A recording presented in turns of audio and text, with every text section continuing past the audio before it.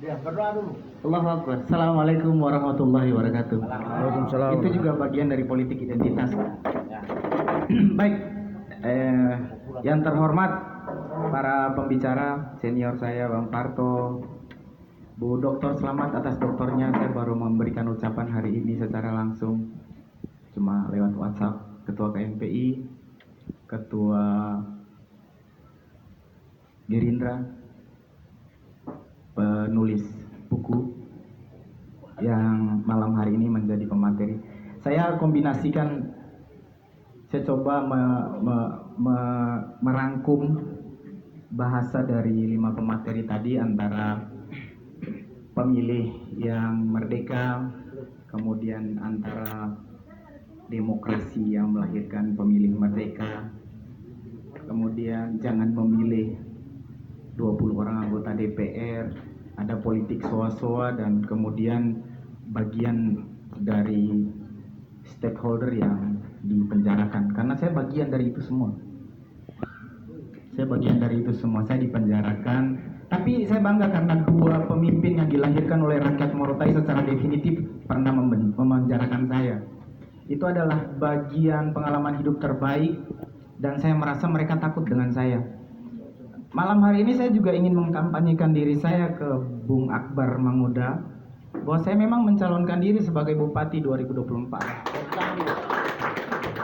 Saya tidak pernah takut dengan siapa saja yang ingin mencalonkan diri di 2024, karena saya adalah orang yang sangat merdeka secara politik, secara hidup, maupun apa saja.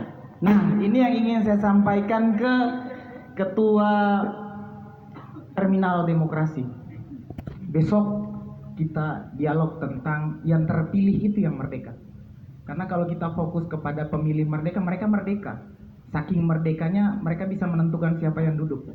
Dan saking merdekanya mereka tidak peduli lagi dengan money politik. Ada yang mau bayar, ya bayar saja. Kalau dibayar, saya tidak memilih juga. Yang penting duitnya saya ambil. Mereka merdeka. Nah, itu yang ingin saya katakan. Kalau tadi yang dikatakan Abang Parto tadi, jangan memilih lagi 20 orang DPR yang tadi, walaupun itu secara guyon, saya mendukung itu. Karena memang mereka tidak merdeka sampai saat ini. Karena saking tidak merdekanya, kebijakan yang kemudian menghambat kemerdekaan rakyat Morotai itu mati. Dan rakyat Morotai tidak merdeka sampai 5 tahun, 7 tahun terakhir. Itu akibat dari 20 orang yang tidak merdeka di lembaga. Dan bahkan kalau saya kutip bahasa beliau yang sangat viral, bahwa memang di Morotai 7 tahun terakhirnya tidak ada DPR-nya. Tidak ada DPR sama sekali. Kalau ada, mungkin mati suri. Kantornya juga sudah, saya lihat sudah tidak aktif sekali, tidak aktif. Bahkan listrik saja diputuskan. Nah, ini yang saya katakan bahwa memang kemerdekaan di 20 orang yang diberikan legitimasi oleh rakyat tidak ada sama sekali. Dan kemudian akhirnya melahirkan yang tadi dikatakan oleh penulis buku terkenal di Morotai, bahwa akan melahirkan pemimpin monster. Karena memang yang mengawal monster adalah soa-soa. Itu penyebabnya. Malam ini juga yang hadir saya ingin katakan, lahirkan pemimpin-pemimpin baru untuk Morotai. Kalau ingin melihat Morotai yang baru. Tapi bukan berarti ini juga bagian dari demokrasi ya. Ini bagian dari demokrasi. Jadi Bung Ilu tidak boleh menghambat saya untuk berbicara seperti ini. Begitu. Sebagai seorang politisi ini wajar kita lakukan. Nah, saya tidak bersumpah tadi Bu Doktor. Saya tidak bersumpah, jadi money politik kalau dilarang 200.000, saya 250.000. Jadi nggak apa-apa ya. Itu juga bagian dari demokrasi. Hak saya untuk memberi. Itu bagian dari sedekah. Karena memang mereka berjalan dari rumah ke bilik juga membutuhkan anggaran, kan begitu. Harus ada aqua, harus ada rokok, harus ada banyak hal yang harus mereka bawa untuk mempersiapkan menunggu antrian untuk memilih, kan begitu. Tapi ini cuma bagian dari guyonan. Saya tidak mendukung money politik, tapi kalau ada yang mau bermain money politik tidak apa-apa. Saya yakin orang Morotai seluruhnya kaya. Saya yakin orang Morotai seluruhnya pandai untuk memilih mana calon-calon pemimpin di 2024 yang tidak lagi menjadi soa-soa. Ya begitu. Jadi Ibu Doktor, saya berharap nanti Ibu Doktor yang merekomendasikan agar tidak ada lagi, karena keterwakilan rakyat di DPR itu juga bagian dari pemimpin. Melahirkan pemimpin bukan saja bupati. DPR juga bagian dari pemimpin orang yang memimpin konstituennya, yang memilih dia, yang memberikan legitimasi untuk mewakili dia. Bercerita tentang sambat apa saja yang ada di kehidupan sehari-hari mereka. Nah, kalau yang dipilih adalah soa-soa, bahaya juga. Monster juga yang lahir. Sayangnya, saya bukan seorang bupati. Kalau saya bupati, saya akan lebih jahat daripada bupati-bupati sebelumnya untuk menghadapi soa-soa yang seperti ini. Karena apa? Karena terlalu murah harga diri seorang politisi, kemudian dikontrol oleh pemimpin. Pemimpin yang notabene dia juga dipilih oleh rakyat, sama-sama terpilih oleh rakyat. Nah, ini persoalannya. Saya merdeka, bahkan di penjara pun saya ikhlas nih. Ikhlas karena memang saya merdeka, sangat menikmati. Saya dalam posisi apapun, saya katakan bahwa saya adalah politisi yang darah dan dagingnya sudah menjadi politisi sejati. Makanya saya menikmati kejadian apapun.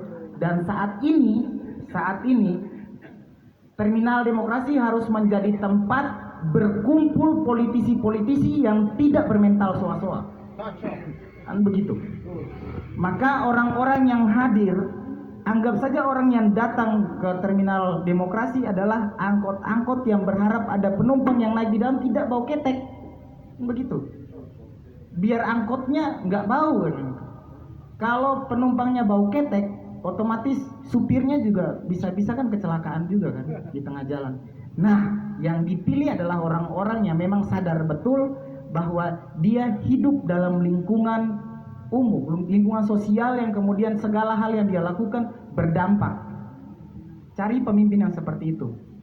Pemimpin yang saya rasa, saya tahu bahwa orang-orang yang ada di sini pernah merasakan namanya money politik.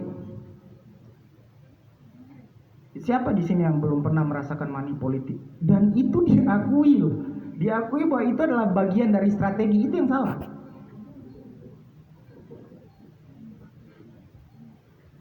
Tapi itu bukan salah masyarakat. Yang salah adalah orang-orang yang mencalonkan diri. Orang-orang yang mencalonkan diri. Oleh sebab itu, saya berharap ada tema nantinya, tema yang berbicara tentang orang-orang terpilih yang merdeka. Merdeka dalam intervensi seperti apa yang tadi dikatakan oleh Ibu Doktor, yang coba menjabarkan tentang bagaimana Terminal Demokrasi tidak ada intervensi dari siapapun, tidak ada yang berkepentingan atas institut ini. Nah, saya berharap itu Ibu Doktor bisa merekomendasikan rekomendasi dalam konteks siapa yang harus dipilih, bukan oknumnya, tapi karakter orang-orang yang harus dipilih nanti di 2024. 21 orang terpilih di Februari, 20 orang terpilih di Februari, 1 orangnya nanti di bulan November. 21 orang harus lahir secara merdeka dalam hal apapun, bukan lagi melahirkan monster dan soa-soa. Saya kira itu saja. Terima kasih. Billahi taufiq wal hidayah. Assalamualaikum warahmatullahi wabarakatuh. Allahu Akbar. Selamat malam.